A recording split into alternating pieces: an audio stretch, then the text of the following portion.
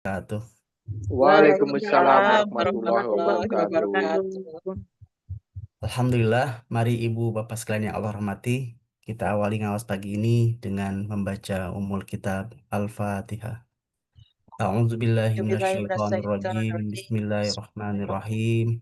Alhamdulillahirabbil Alhamdulillahirabbil alamin, arrahmanir rahim, rahim. maliki yaumiddin. Maliki yaumiddin. Iyyaka na'budu wa Iyyaka iyyaka na'budu nasta'in. Ihdinas siratal mustaqim. nasta'in. Siratal ladzina Shiratal ladzina an'amta an'amta 'alaihim 'alaihim ghairil maghdubi ghairil 'alaihim maghdubi 'alaihim waladdallin. Amin. waladdallin. Amin. Alhamdulillah, alhamdulillahilladzi anzala sakinata fi qulubil mu'minin liyazdadu imanan ma'a imanihim. Asyhadu an la ilaha illallah wa asyhadu anna Muhammadan abduhu wa rasuluh la nabiyya ba'da. Allahumma shalli ala sayyidina Muhammad wa ala ali Muhammad. Alhamdulillah, puji serta syukur kehadirat Allah Subhanahu wa taala. Dengan mengucapkan alhamdulillah, kita bersyukur atas semua nikmat yang telah Allah anugerahkan kepada kita, dan kalimat alhamdulillah ini adalah kalimat yang diucapkan oleh hamba-hamba yang bersyukur, yang diucapkan oleh ahli syukur, ya. Menurut kata Ibnu Abbas disampaikan bahwa alhamdulillah ini adalah kalimat yang diucapkan oleh Nabi Adam ketika bersin.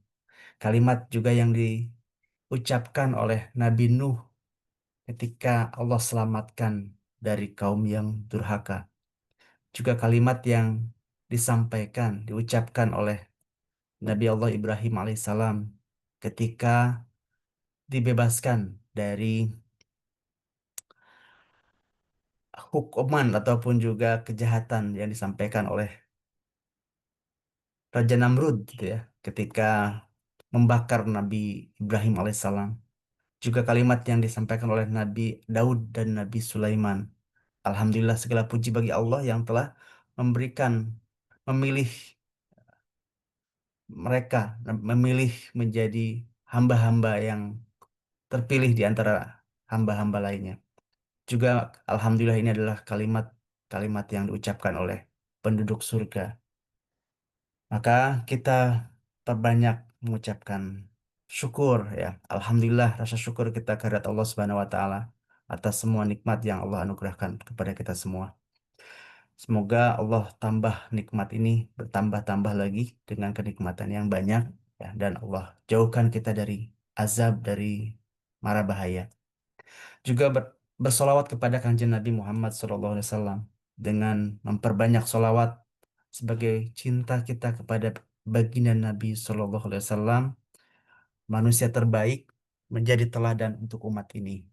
Dan Allah telah mengutus Kanjeng Nabi Muhammad SAW yang dengannya Allah membebaskan ataupun juga mengeluarkan manusia dari kejahiliahan kepada cahaya Islam. Maka kita bersolawat kepada Kanjeng Nabi juga mengharapkan mendapatkan syafaat dari beliau.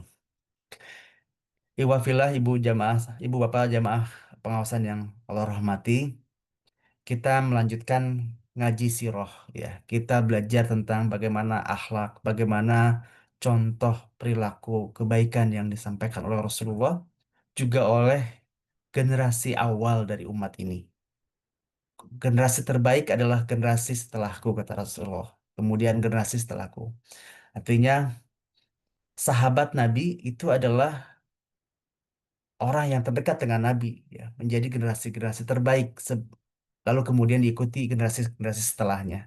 Maka kita mencontoh Nabi, mencontoh generasi salaf, generasi terdahulu, gitu ya. Nah, di antaranya adalah ketika estafet eh, kepemimpinan kaum muslimin, ya, itu dilanjutkan setelah wafatnya Rasulullah, itu dilanjutkan oleh Khulafaur Rasyidin. Maka khalifah yang Rasidah ini adalah menjadi contoh teladan, ya, menjadi real life, ya, bagaimana praktek sahabat memberi mencontoh Nabi, mengaplikasikan dalam kehidupan kehidupan beliau, ya. Nah, tentu kita lanjutkan dengan kajian kita tentang praktek eh, effective people, gitu ya. Praktek tentang bagaimana eh, kebiasaan yang efektif ya dari orang-orang yang sukses ya. Orang-orang yang telah memberikan teladan untuk umat ini. Kita sudah kaji dalam 3 pertemuan sebelumnya ya tentang 3 habit yang kalau dalam ilmu manajemen modern disebut sebagai 7 habit of highly effective people itu ya.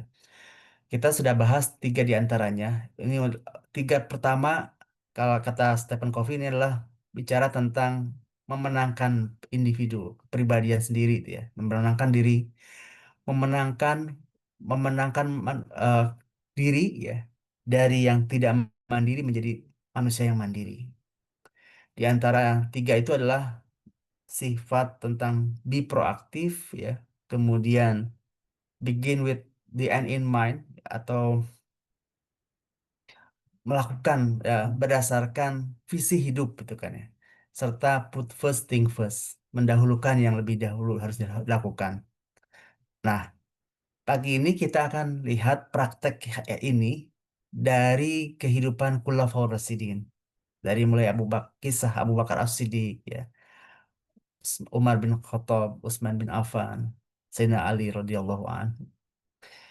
Bagaimana tentang implementasi habit-habit ini ya, mulai dari be proaktif ya. Kita bahas dari Khalifah Abu Bakar As-Siddiq gitu ya. Prinsip tentang be proaktif ya, ini adalah tentang bagaimana bertindak aktif, tidak menunggu, tidak menyalahkan keadaan, melakukan apa yang bisa kita lakukan, apa yang bisa kita kontrol. Itu kan esensinya. Bukan menyalahkan pada keadaan, bukan menyalahkan pada sesuatu yang di luar kontrol. Musibah, bencana, ya, curah hujan, itu adalah sesuatu yang di luar kontrol manusia. Tapi menjaga alam, menjaga lingkungan, itu adalah hal-hal yang bisa dilakukan. Itu contohnya. Nah, bertindak tentang be proaktif ini adalah bagaimana bertindak aktif tanpa menyalahkan keadaan. Apa yang bisa kita lakukan? Nah, kalau kita lihat dalam kisahnya kehidupan Abu Bakar As-Siddiq ya. Abu Bakar As-Siddiq ini terkenal di antara sahabat yang banyak membebaskan budak ya. Jadi banyak di awal Islam itu banyak budak-budak atau orang-orang yang lemah yang disiksa oleh orang-orang musyrikin Quraisy, para pembesar Quraisy.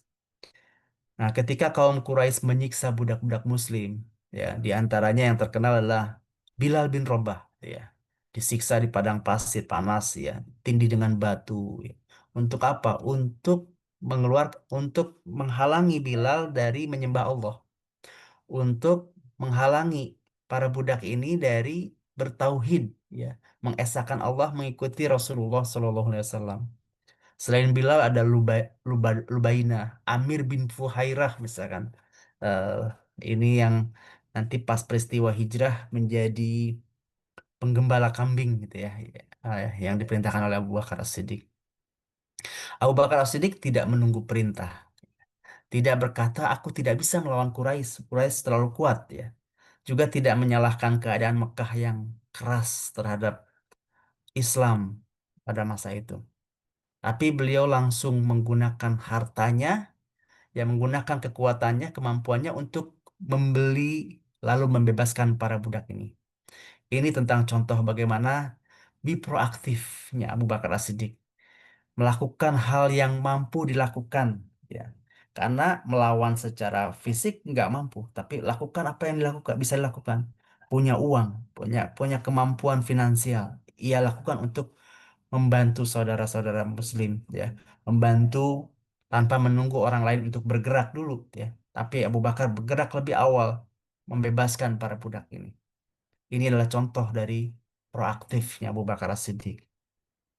Nah, kemudian ketika waktu hijrah itu sudah dekat, ya, sudah 13 tahun di Mekah, ya, itu kan Rasulullah sebenarnya udah memerintahkan mengirim kaum muslimin itu diantaranya sebagian di antaranya untuk hijrah, gitu ya. Ada periode hijrah ke Habasyah, gitu kan ya, ke Ethiopia, ke Afrika, sampai kemudian di tahun ke-13 kenabian, apa, eh, ada kesempatan untuk hijrah ke Madinah, gitu ya. Para sahabat duluan, ada yang berangkat duluan. Abu Bakar di antaranya, eh, ketika tahu bahwa ini ada perintah hijrah untuk para sahabat, dan Abu Bakar ketika itu mau berangkat hijrah. Tapi kata Rasulullah, jangan buru-buru gitu ya. Barangkali aku butuh, mungkin wahyu akan turun itu kan ya, untuk memerintahkan hijrah dan ada teman yang menyertainya gitu ya. Abu Bakar ini kan langsung responnya bagus ya. Masya Allah, ini kesempatan nih gitu ya. Kesempatan untuk, wah, jangan-jangan beliau yang dimaksud Rasulullah, dan merasakan ya sebagai kawan dekat ini kan. Rasulullah dengan Abu Bakar itu berkawan dekat gitu kan ya. Ini isyarat ya. Dan Abu Bakar langsung menyiapkan. Rasulullah nggak bilang, Abu Bakar nanti kamu hijrahnya sama aku. Nggak serta gitu ya. Nah, tapi ngasih isyarat gitu ya. Dan Abu Bakar langsung menyiapkan 2 unta untuk hijrah. Ini belum belum belum eh, belum diajak langsung. Tapi juga ini bukan bukan perjalanan mudah itu kan, hijrah itu kan. Tapi Abu Bakar langsung bergerak menyiapkan 2 ekor unta, dipelihara, disiapkan, eh, supaya menjadi unta yang sehat kuat untuk perjalanan jauh. Juga menyiapkan makanan ya, peralatan perjalanan, bahkan menyewa pemandu rute. Abdullah bin Uraikid itu orang non Muslim dia, belum belum masuk Islam itu ya. Abdullah bin Uraikid disewa oleh Abu Bakar untuk menjadi pemandu penunjuk jalan menuju ke Madinah. Padahal belum ada tanggal kapan mau berangkatnya gitu kan ya. Karena Rasulullah juga menunggu wahyu gitu kan ya. Karena beliau bergerak berdasarkan perintah wahyu gitu ya. Ini contoh bagaimana Abu Bakar tidak menunggu kondisi mendesak atau uh, gerusuk gitu kan ya, tapi mempersiapkan dari awal, bahkan secara detail, ini manajemen untuk hijrah ini luar biasa gitu ya. Dan ini memang tentang persiapan hijrah itu sesuatu yang manajemen yang cukup rumit itu kan ya, cukup eh, komprehensif lah ya untuk persiapannya ya. Dari mulai nyiapin orang-orang, siapa yang ngirim logistik, menyiapkan rute. Ya. Ini adalah perkara yang tidak sekedar eh, perjalanan sederhana ya, tapi perjalanan yang penuh persiapan. Nah, kalau dalam melihat kehidupan Abu Bakar As-Siddiq ya, Abu Bakar juga ya tentu sebagai sisi kemanusiaan ya. Beliau juga sebagai pemimpin, sebagai khalifah, tapi juga ketika ya menjadi sahabat Nabi tentunya, juga menjadi seorang ayah ya. Seorang ayah dari 4 orang putranya, 2 putra, 2 putri itu ya. Di antara putranya adalah Abdullah bin Abu Bakar, ada Abdurrahman bin Abu Bakar. Putrinya ada Asma binti Abu Bakar dan Aisyah ibunda, Ummul Mukminin. Nah, itu adalah putra-putrinya Abu Bakar As-Siddiq. Nah, sebagai seorang ayah, Abu Bakar As-Siddiq pernah menghadapi fitnah yang terjadi pada anaknya. Ibunda Aisyah kan pernah difitnah dalam hadisul ifki ya. Fitnah yang untuk sisi kemanusiaan bagi seorang ayah ini tentu me- apa namanya, membutuhkan manajemen emosi ya dan kesabaran. Saat itu kan ada hadisul ifki ya, isu bohong, hadisul ifki ya, dan tersebar di Madinah. Abu Bakar sebagai seorang ayah itu ya, sebagai seorang sahabat Rasulullah ya, mendengar berita-berita yang menyudutkan keluarga ini kan tentu butuh energi untuk menjaga emosi, menjaga kesabaran itu ya. Dan Abu Bakar lakukan itu. Beliau bereaksi dengan proporsional ya, tidak bereaksi dengan marah, tidak juga menyalahkan masyarakat ketika itu ya, yang mungkin informasinya cukup blur karena memang ada yang menunggangi, ada yang berusaha untuk membuat kekacauan di lingkungan masyarakat Madinah. Beliau tetap tenang menunggu wahyu, menunggu bagaimana nanti Rasulullah SAW beraksi, gitu ya. Dan ini adalah tentang bagaimana proaktif dalam mengontrol emosi, bukan reaktif, ya. Proaktif ya versus reaktif beda. Kalau reaktif kan ada satu keadaan responsif gitu kan, respon. Tapi ini mengontrol emosi, ya. Memilih sikap berdasarkan iman, ya. Berdasarkan eh, logis, ya, tindakan yang logis, bukan desakan pada keadaan. Menahan diri, ya, ya, ma- karena memang eh, hitam apa namanya blur gitu kan, ya, hitam dan putihnya, ya.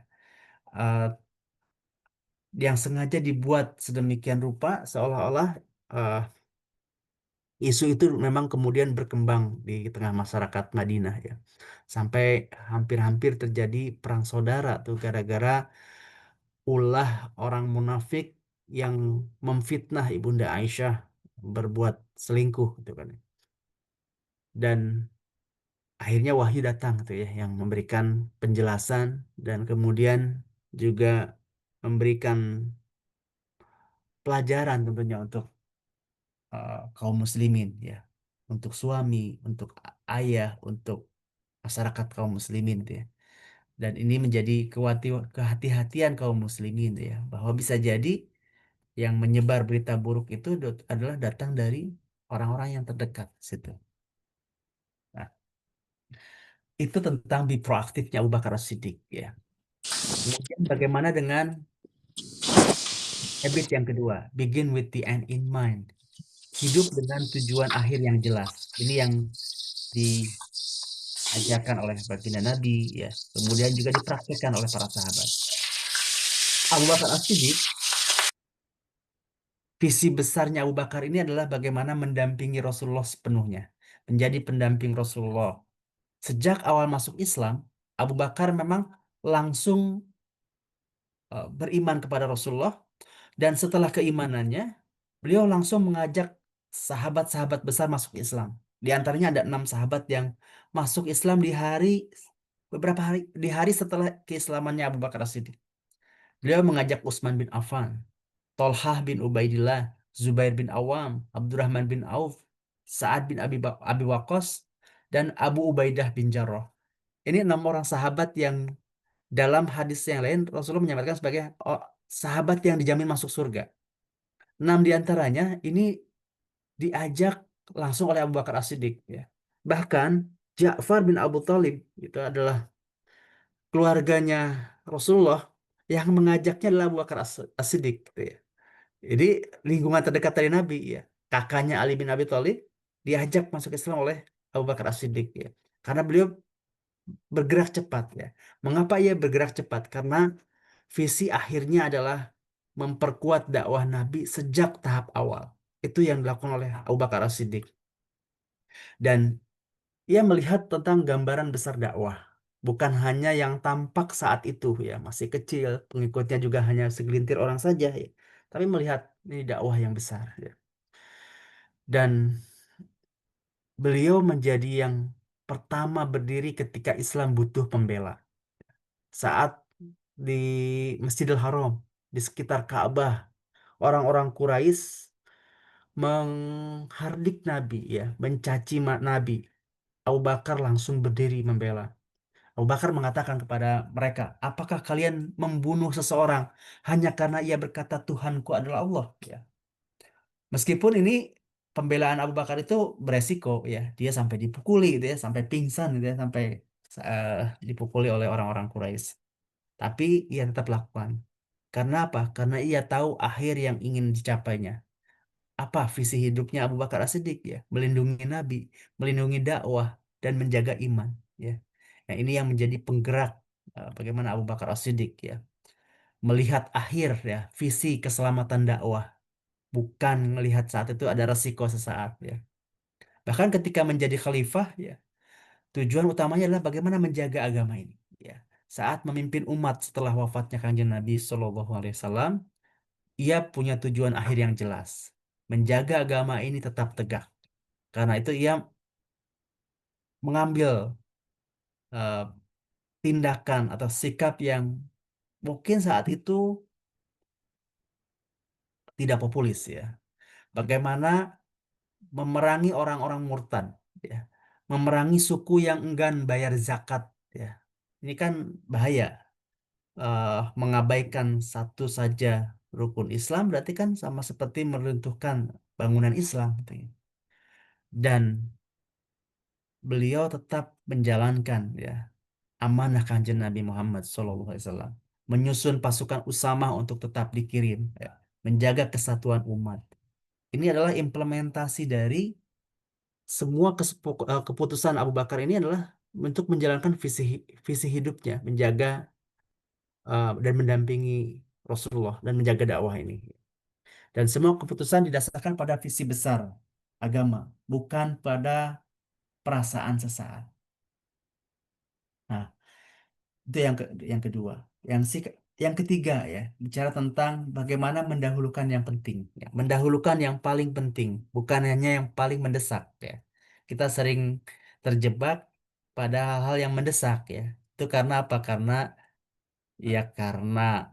eh, tadi eh, bisa jadi karena kita menunda pekerjaan atau terlalu disetir oleh keadaan ya, nggak punya prioritas itu kan seperti itu. Nah, Abu Bakar As-Siddiq bagaimana tadi memerangi kaum murtad dan kaum yang pembangkang pembayar zakat sebagai prioritas utama buat Abu Bakar As-Siddiq ya. Ketika Abu Bakar As-Siddiq melihat ya, dan beliau menjadi khalifah, melihat kondisi masyarakatnya kacau ya. Setelah wafatnya Rasulullah ada beberapa hal yang harus distabilkan ya. Banyak suku murtad, ada yang nggak mau bayar zakat ya. Juga pasukan Usama belum jalan.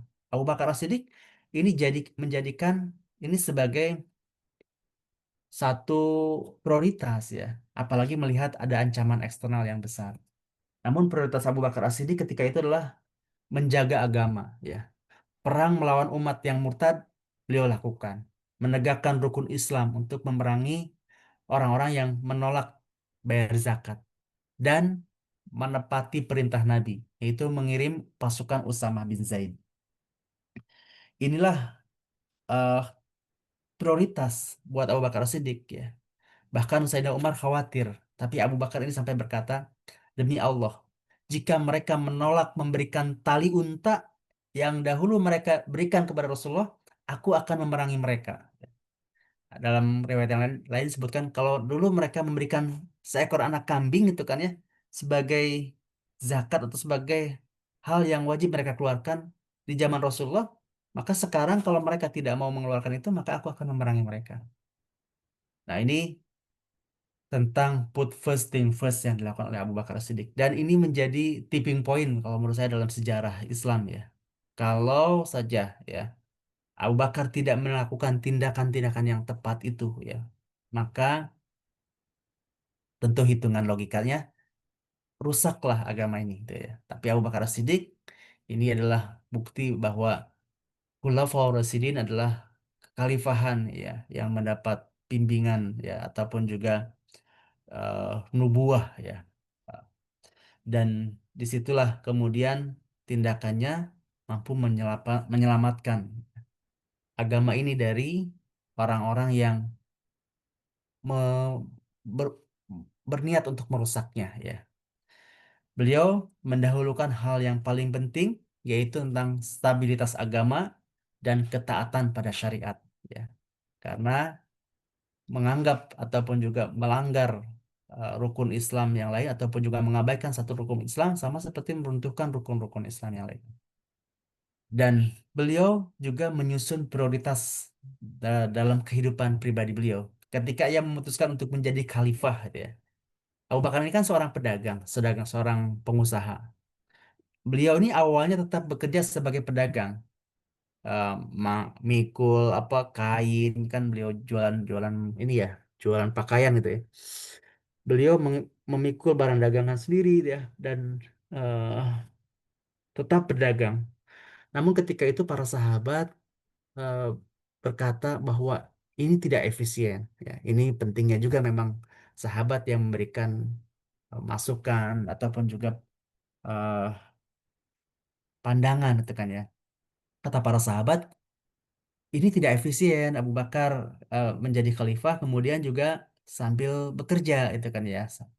Maka ia akhirnya memutuskan untuk tidak berdagang lagi dan bersedia menerima gaji dengan gaji minimal ya. Sehingga apa? Sehingga fokus sepenuhnya pada kepemimpinan umat sebagai khalifah ya. Ya, beliau melepaskan ya eh, hal yang selama ini dilakukan ya sebagai pedagang. Jadi tidak tidak dualisme gitu ya. Oh, ini sebagai kepala negara juga sebagai pebisnis enggak. Beliau lepaskan itu gitu ya. Beliau fokus pada kepemimpinan umat. Fokus pada tugas utama ya, bukan pada hal sampingan. Nah, kemudian juga tentang prioritas yang dilakukan oleh Abu Bakar As-Siddiq ini, ketika saat banyak hafiz gugur di perang Yamamah, perang melawan orang eh, pengikut Nabi palsu ya. Dan Abu Bakar ketika itu menjadikan sebagai prioritas untuk memerangi para pengikut Nabi palsu ini ya. Dan beliau mengumpulkan setelah peristiwa itu kan banyak yang tahfiz yang gugur ya. Maka prioritas beliau adalah untuk mengumpulkan Al-Quran menjadi mushaf yang satu. Ini inisiatif awal ya ketika pengumpulan Al-Quran ini. Bahkan dianggap sebagai ketika itu ini dianggap sesuatu yang tidak umum gitu ya, bahkan tidak dicontohkan oleh Rasulullah gitu ya. Tapi ya ini adalah satu hal yang penting ya. Kemudian diyakinkan oleh Umar bin Khattab bahwa ini adalah eh, hal yang baik gitu ya. Al-Quran harus disatukan dalam satu mushaf ya. Padahal perang masih berlangsung dan kondisi umat genting. Nah, tapi prioritasnya adalah menjaga wahyu lebih penting dari semua agenda lain. Maka first thing first yang dilakukan oleh Abu Bakar adalah menjaga Al-Quran didahulukan daripada urusan politik dan militer. Ini adalah contoh-contoh yang dilakukan oleh Abu Bakar As-Siddiq ya tentang be proaktif ya. Beliau membebaskan budak, menyiapkan hijrah, sabar ketika menghadapi fitnah ya, bertindak sesuai dengan perintah wahyu bukan eh, juga untuk menunggu keadaan membaik, menunggu kondusif dulu enggak demikian, tapi be proaktif tanpa harus diperintah gitu ya, tanpa menunggu eh, orang lain lakukan dulu. Yang kedua, begin with the end in mind ya. Visi beliau untuk mendampingi Nabi, fokus pada keselamatan dakwah ya dan menjaga agama ini adalah bentuk dari bagaimana orang yang punya visi hidup gitu ya. Dan kemudian yang ketiga adalah mendahulukan yang penting ya. Memerangi orang murtad dan orang yang menolak zakat, menjaga Al-Qur'an ya. Dan ini adalah tugas utama, prioritas utama. Nah, ini adalah contoh yang diimplementasikan oleh Abu Bakar As-Siddiq tentang perilaku orang yang efektif ya. Be proaktif ya. Kemudian memulai dari akhir ya, kemudian mendahulukan yang penting. Itu Abu Bakar As-Siddiq ya. Nah, kemudian setelah pas Abu Bakar As-Siddiq ya, kita eh, punya tokoh yaitu tentang Umar bin Khattab ya. Bagaimana Umar bin Khattab radhiyallahu anhu ya, beliau ya bertindak aktif ya, tidak menunggu, tidak menyalahkan keadaan ya. Ketika ada secercah harapan ketika ada dentuman kesempatan untuk menerima hidayah, beliau tidak menunggu. Umar langsung masuk Islam dan mengumumkannya secara terbuka. Ya. Ketika hatinya tergerak, ya mantap menerima Islam, Umar nggak menunggu aman, nggak menunda dan tidak mencari alasan. Ya. Bahkan beliau mengumumkan keislamannya secara terang-terangan, secara terbuka. Ini menunjukkan keberanian dan inisiatif yang dilakukan oleh Umar bin Khattab. Ini bentuk proaktif. Bagaimana beliau mengambil langkah berdasarkan keyakinan, bukan kepada tekanan sosial, itu kan ya. Tapi beliau punya keyakinan segera masuk Islam, ya. Dan Umar setelah masuk Islamnya, makanya beliau dikenal dengan Al Faruq gitu ya, pembeda itu ya. Karena setelah itu kemudian fase dakwahnya, fase dakwah Islam berubah dari yang tadinya sembunyi-sembunyi Syriah kepada dakwah yang terang-terangan. Nah, Sayyidina Umar berinisiatif melayani masyarakat saat menjadi khalifah, ya. Setelah wafatnya Abu Bakar As-Siddiq, beliau melanjutkan estafet kepemimpinan kaum muslimin sebagai menjadi khalifah kedua dalam Khulafaur Rasyidin. Nah, ketika menjadi khalifah, beliau ini kan memposisikan diri sebagai pelayan umat. Bahkan dia sering lakukan berkeliling malam hari melihat kebutuhan rakyatnya, ya. Bukan pencitraan, ya, bukan dia dari sorot kamera itu ya, manggul-manggul sembako dan sebagainya enggak. Tapi di dalam gelap malam, dalam dalam kondisi sunyi, mengunjungi keluarga yang butuh bantuan, membawakan makanan sendiri, memastikan tidak ada yang kelaparan di antara kaum muslimin, di antara umatnya, di antara penduduk rakyatnya. Itu yang dilakukan oleh Umar bin Khattab, ya. Ia tidak berkata kalau rakyat butuh, mereka akan lapor, gak demikian, ya. Tapi sebaliknya, Umar mencari masalah dan menyelesaikannya sebelum masalah itu membesar. Ini contoh dari proaktif, ya. Tidak menunggu masalah muncul, tetapi mencegahnya. Ini yang dilakukan oleh Umar bin Khattab. Begitupun pada saat zaman Nabi itu ya, Umar termasuk orang yang juga mendukung tentang uh, penggalian parit saat perang Khandaq. Ya, ketika umat Islam perlu strategi untuk mempertahankan Madinah, Umar termasuk yang mendukung gagasan penggalian parit yang disampaikan oleh Salman Al-Farisi. Ia mencontohkan tentang sikap aktif, bukan pasif menunggu solusi, mencari solusi baru dari kebutuhan yang saat itu terjadi. Nah, ketika memulai setiap tindakan eh, Umar ini sebagai pemimpin, ya, dia mem- memframing ataupun juga memposisikan diri sebagai pelayan umat, ya. Umar menetapkan tujuan menjadi pemimpin yang adil. Ini yang menjadi penggerak, ya. Begin with the end in mind. Apa yang ada dalam bayangan Umar bin Khattab, ya. Menjadi khalifah, menjadi pemimpin yang adil. Umar berkata, ya, pemimpin adalah pelayan umat, dan ia memulai kepemimpinannya dengan visi akhir tadi, menjadi pemimpin yang adil, menjadi pemimpin yang adil, dekat dengan rakyat, dan menjaga amanah. Inilah visi kepemimpinan Umar bin Khattab. Dan ini kemudian terimplementasikan dalam semua kebijakan yang dilakukan oleh Umar bin Khattab. Kebijakannya diarahkan kepada visi ini. Yang pertama, beliau membuat sistem, ya, membuat sistem administrasi negara, ya, demi masa depan umat, untuk pelayanan umat. Jadi sistem administrasi ada dewan, ada lembaga-lembaga termasuk amil zakat itu juga dibangun pada masa Khalifah Umar bin Khattab. Bayangin ya, masyarakat yang tadinya peradabannya rendah seperti masyarakat Jazirah Arab itu, gitu ya. Islam datang, ya. Umar bin Khattab membangun sistem administrasi kenegaraan gitu ya. Sebagai sebuah negara yang modern, ya. Bahkan ini menjadi referensi untuk eh, kehidupan bernegara, ya. Beliau membuat sistem administrasi. Karena Umar apa? Karena Umar menyadari bahwa umat Islam itu sedang berkembang, bertumbuh, maka tanpa rencana jangka panjang, maka pemerintahannya akan kacau. Maka Sayyidina Umar membuat sistem pencatatan keuangan, sistem administrasi, termasuk juga tata kelola modern yang ini dilakukan oleh Umar. Ini bentuk wujud dari berpikir masa depan, bukan hanya kebutuhan hari ini. Begin what the begin with the end in mind, gitu ya. Memulai dari akhir, berpikir tentang masa depan, ya. Karena nanti umat Islamnya akan semakin banyak.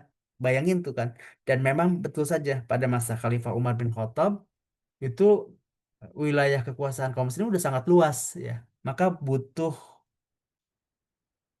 manajemen yang modern ya, manajemen yang lebih bisa nanti mengatur bagaimana hukum, perundang-undangan, bagaimana nanti tata kelola wilayah yang menjadi wilayah penaklukan kaum muslimin atau wilayah yang dibutuhkan oleh kaum muslimin.